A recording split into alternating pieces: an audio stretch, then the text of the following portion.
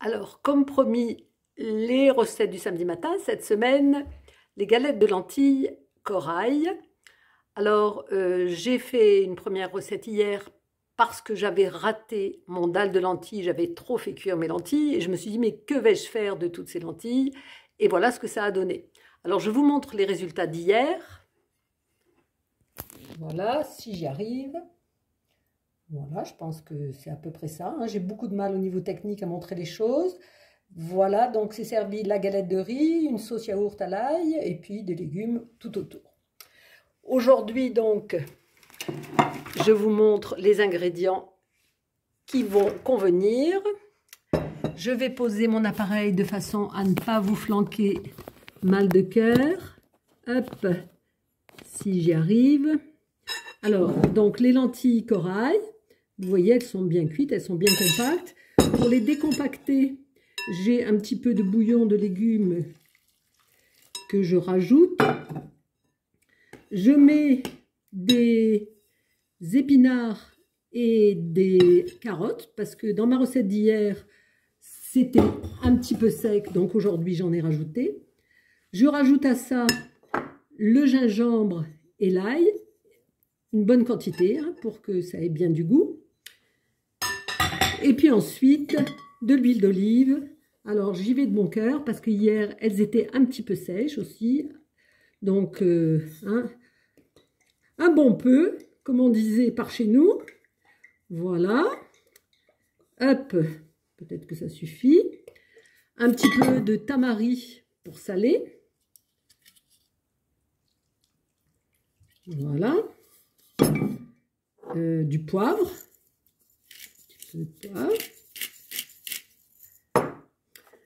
De la coriandre, j'en ai pas de la fraîche, j'habite à la campagne, donc je mets des cristaux. D'ailleurs, ce sont ceux que ma voisine m'a gentiment prêtés. Ensuite, hop, du cumin.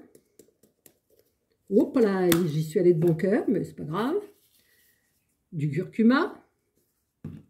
Un petit peu de korma, c'est une épice que j'aime bien, ça donne du goût. Et puis après, on y va avec des graines de tournesol, hop, un petit peu de raisin sec, hop, un petit peu de flocons de sarrasin parce qu'il faut que tout ça se tienne, hop, un petit peu de graines de chia, excellent pour les oméga 3, un petit peu de graines de courge, un petit peu d'arrowroot parce que ça aide à se tenir. Et puis, tiens, on va mettre un petit peu de levure de bière. Ça donne un petit goût aussi, c'est pas désagréable. Évidemment, tous les ingrédients sont à la fois facultatifs et obligatoires. Alors, on touille tout ça. Hop, là, j'ai mis le pot. Vous voyez plus rien. De toute façon, je ne fais que touiller. Ah, je vois que c'est encore un petit peu compact, peut-être. Je vais peut-être devoir rajouter un petit peu de bouillon. Bon, c'est long à la cuillère, mais là, j'ose pas le faire à la main parce que je suis en ligne.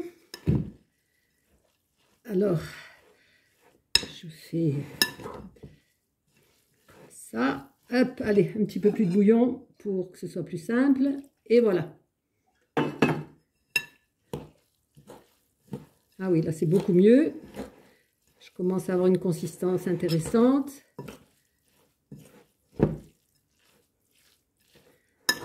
Voilà.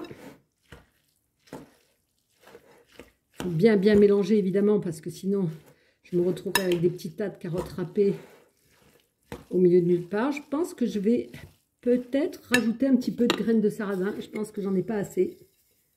Alors c'est délicat parce que faut pas en mettre trop, sinon après c'est un peu sec. Et il faut en mettre assez parce que sinon ça s'émiette. Voilà. Bon, je pense quand même que je vais rajouter un petit peu d'huile et enlever ce bouchon qui m'énerve parce que ça descend pas assez vite. Voilà. Tiens, là, ça va être parfait.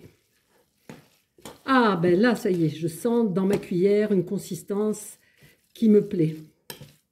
Alors, vous avez vu, c'est pas très compliqué. Là, je goûte un petit peu au cas où ça ne soit pas assez salé. Donc je goûte la préparation. Bon, c'est pas mal. C'est assez salé à mon goût. Bon, ceux qui aiment beaucoup, mettre plus de tamari. Ensuite, vous prenez une plaque qui va au four. Vous mettez tout ça sur votre plaque, comme ceci, au rota. C'est parce que je suis un peu paresseuse, je ne fais pas des petits tas, je fais cuire tout en gros tas. Et là, vous prenez un papier, vous appuyez pour faire une galette égale sur à peu près toute la surface, de façon à ce que ça cuise uniformément. Voilà. Hop.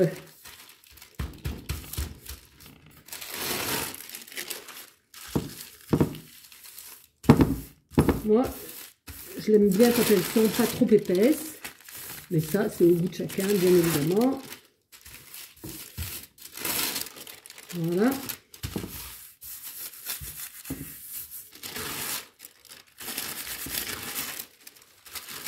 Voilà.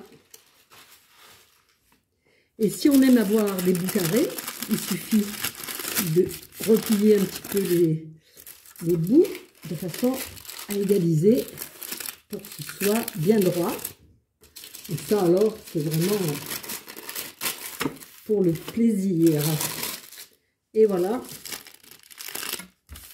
Et voilà.